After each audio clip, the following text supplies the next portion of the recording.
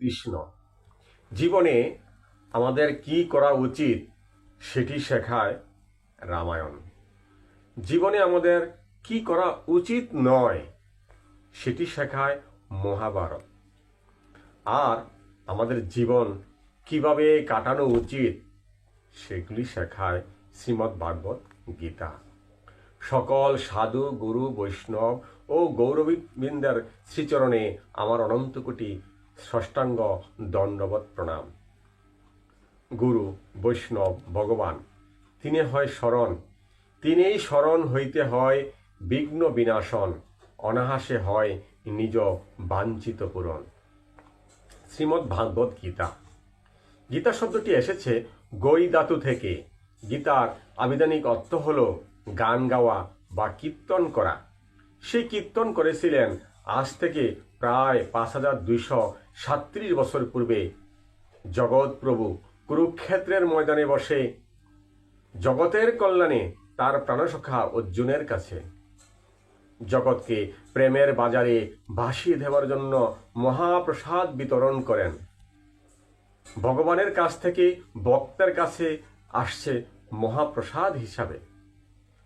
ভগবানের নিকট থেকে আগত, তাই তার নাম ভগবত। নবলক্ষ গ্রন্থের মধ্যে একটি গ্রন্থ এসেছে শ্রীমদ্ভাগবত গীতা।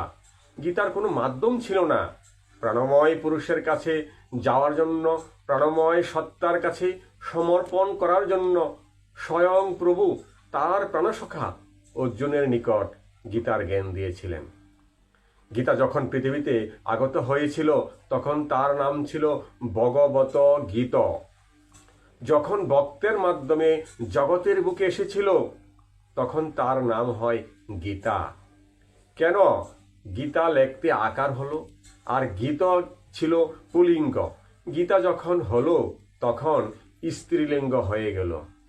সর্ব উপনিষদ গাবদুগ্ধ গোপালনন্দন, বেদ বেদান্ত বিদ্যা স্থানেব্য, গীতা আবার উপনিষদ।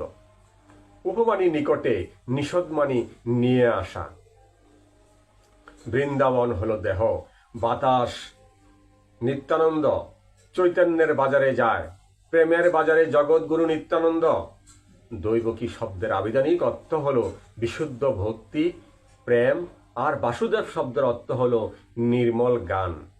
গান ভক্তি যদি এক করে ভগবানের শ্রীপাদ পদ্মে নিজেকে অঞ্জলি রূপে অর্পণ করা যায়, সেই ভক্তভাব পায়। গীতা 3টি অক্ষর দিয়ে তৈরি। গ গভীর, আকার ঈশ্বর, ত তত্ত্ব। ঈশ্বর গভীর তত্ত্বই হল শ্রীমদ্ভাগবত গীতা। হরে কৃষ্ণ।